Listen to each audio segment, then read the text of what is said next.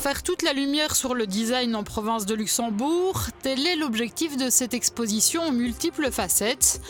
Le parcours prévu invite notamment le visiteur à découvrir diverses réalisations architecturales. En architecture, il y a plusieurs projets, des projets d'architecture privée, des projets d'architecture on va dire plus conséquents comme le centre Galaxia de Transcines, la Villa Majerois d'Abellaneuve, le CACLB de Montauban, et puis on a une partie architecture d'intérieur.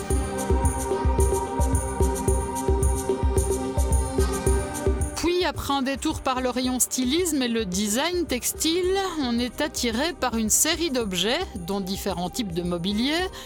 À voir, entre autres, le projet de Chris Rabot, venu s'installer dans la province. C'est quelque chose d'assez intéressant puisqu'il utilise véritablement la matière première qu'on peut trouver ici en province de Luxembourg. Et ça montre bien qu'on ne fait pas que des sapins de Noël, mais on peut aussi faire du mobilier et du design avec les choses de la province.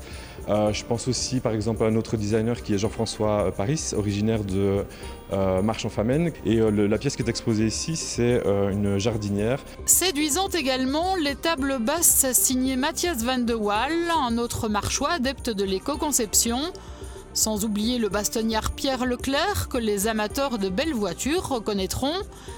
Puis il y a ce drôle d'objet, inventé par un Français et habillé par un artiste designer également de la région. De prime abord, on ne voit peut-être pas l'intérêt de demander à un designer de travailler sur un objet, sur une invention, mais ça permet justement de coordonner, de mettre ensemble tous ces facteurs. Donc l'aspect séduisant, l'aspect commercial, l'industrialisation de l'objet, donc qui ne coûte pas trop cher à faire en grande série.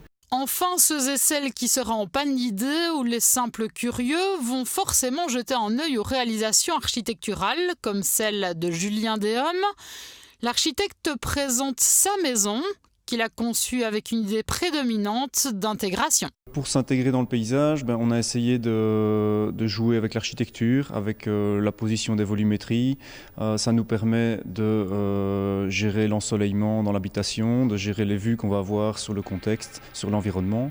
Alors il y a aussi une intégration culturelle, une intégration qui est gérée par les matériaux qu'on a utilisés. Et oui, on vous le disait, il s'agit bien d'une exposition particulièrement diversifiée.